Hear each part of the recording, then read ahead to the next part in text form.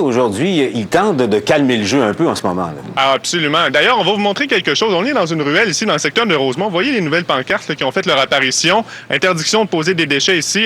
Amende pouvant aller jusqu'à 1 000 $. Ça peut être très salé parce que les pompiers rappellent qu'en éloignant justement les déchets des ruelles, ici, c'est encore la meilleure façon de prévenir les risques que l'incendiaire puisse récidiver. D'ailleurs, on a fait un petit tour de ruelle avec un chef de division. Je vous laisse entendre ça. À votre avis, ici, est-ce qu'il y a du danger potentiel? On voit ici une ruelle qui est propre. Il n'y a pas d'accumulation de rebut, de détritus, matériaux de construction, etc. Fait que c'est des choses qui permettent pas à quelqu'un de venir mettre le feu à un endroit.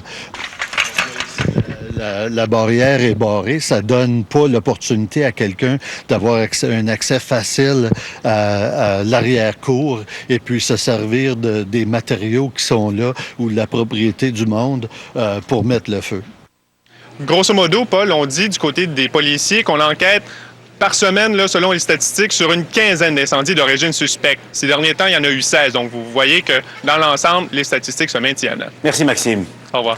Eh bien, tout le monde a hâte en ce moment de voir comment le géant américain Walmart va réagir à l'arrivée d'un syndicat à son magasin de Jonquière dans la ville Saguenay.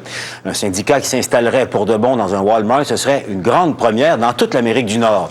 Yves Malo, Walmart, aujourd'hui, dit qu'il ne songe pas à faire comme McDonald's, par exemple, et à carrément fermer ce magasin syndiqué. Voilà, mais c'est vrai que la grande question, c'est comment va réagir ce géant qui fait des profits faramineux. Je vous rappelle simplement, Paul, que l'an dernier, le chiffre d'affaires de Walmart dans le monde, c'était 256 milliards de dollars américains. Donc, évidemment, c'est pas la syndicalisation d'un petit magasin à Jonquière qui secoue l'empire Walmart, mais il demeure qu'il y a des symboles très forts. Walmart n'est pas très tolérant envers les syndicats, ne veut pas voir de ses entreprises se syndiquer. Donc, les yeux sont tournés, oui, vers Jonquière, mais aussi vers Brossard, la succursale de Brossard, qui est en processus de syndicalisation également. Et juste pour vous montrer à quel point l'écart est grand entre la partie patronale et la partie syndicale, on vous fait entendre un de chaque côté qui nous dit comment les employés sont traités chez Walmart.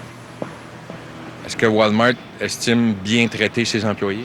Bien, c'est oui, parce que si on examine la réalité, dans les 2 dernières années, Walmart a été reconnu comme étant l'entreprise au Canada qui traite le mieux ses employés. Ce que ça préoccupe le monde entier, c'est ces immenses transnationales qui font le tour du globe et puis partout qu'ils s'établissent, ils payent des bas salaires, des mauvaises conditions de travail.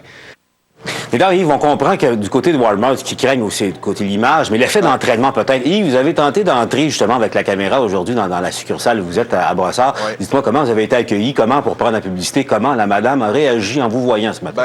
Je vous avouerai que la madame n'était pas contente, évidemment, mais nous avons été reçus de façon très courtoise, mais on nous a fermé les portes complètement. Il faut comprendre, Paul, qu'il y a 7 Walmart à travers le pays sur les 231 succursales où il y a une tentative de syndicalisation. Donc, évidemment, le monde syndical fonde beaucoup d'espoir sur ce qui se passe actuellement chez Walmart. Merci, Yves. Au revoir.